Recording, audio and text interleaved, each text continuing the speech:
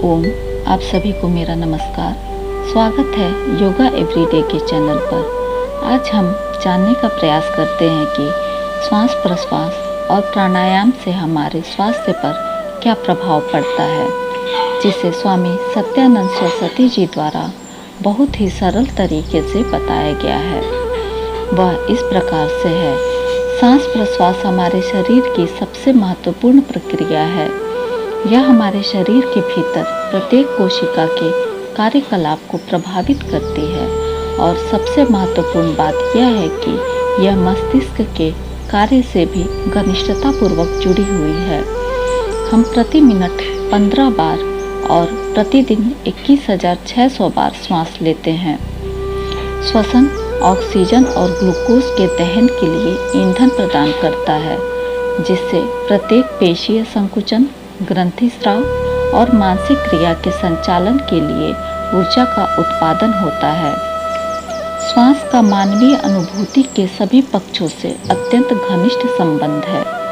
अधिकतर लोग अपने फेफड़े की क्षमता के थोड़े ही भाग का उपयोग कर गलत ढंग से श्वसन करते हैं।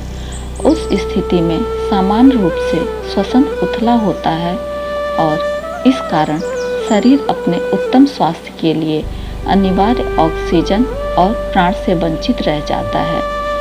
ये 5 अभ्यास प्रारंभिक तकनीकें हैं जो सही श्वसन की आदत डालती हैं।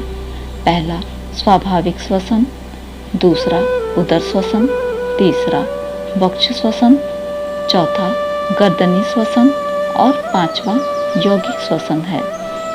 यह श्वसन प्रक्रिया पर सजगता केंद्रित करने में सहायक होती है, जिसकी हम सामान्य रूप से उपेक्षा कर देते हैं। इस तकनीक से अभ्यासी श्वसन प्रक्रिया के प्रति संवेदनशीलता विकसित कर लेते हैं और फुफ्फुस गुहा की पेशियों को पुनः प्रशिक्षित कर उनकी प्राण क्षमता बढ़ाकर उन्हें प्राणायाम के लिए तैयार कर लेते हैं, जो लयपूर्ण, गहरा और धीमा श्वसन मन को शांत, संतोषपूर्ण अवस्था को प्रेरित करता है और स्वयं भी इनसे प्रेरित होता है। अनियमित श्वसन मस्तिष्क के सामंजस्य को भंग कर देता है, जिससे शारीरिक, भावनात्मक और मानसिक अवरोध उत्पन्न होते हैं। इसके परिणाम स्वरूप आंतरिक द्वंद्व, असंतुलित व्यक्तित्व, अव्यवस्थित जीवन शैली और व्याधि की अवस्था पैदा होती है। प्राणायाम इस प्रक्रिया को उलट देता है और इस नकारात्मक चक्र को भंग कर नियमित श्वसन की आदत डालता है। श्वास पर नियंत्रण और शरीर तथा मन की स्वाभाविक शांत लय को पुनः स्थापित कर प्राणायाम इस कार्य को संपादित करता है। यद्यपि श्वसन मुख्यतः एक अचेतन प्रक्रिया है, परंतु किसी भी समय इस पर सचेतन नियंत्रण प्राप्त किया जा सकता है। परिणाम स्वरूप यह मन के चेतन और अचेतन क्षेत्रों के बीच सेतु का निर्माण करता है।